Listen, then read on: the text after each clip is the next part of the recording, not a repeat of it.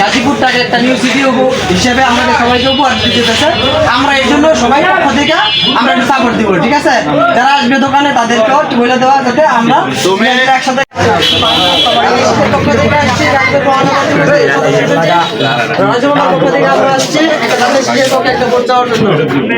আর অরি ভাই আমাদের এমপি হিসাবে তারা এখন ওনার পক্ষ থেকে বুঝাইতে আসছে আর কি।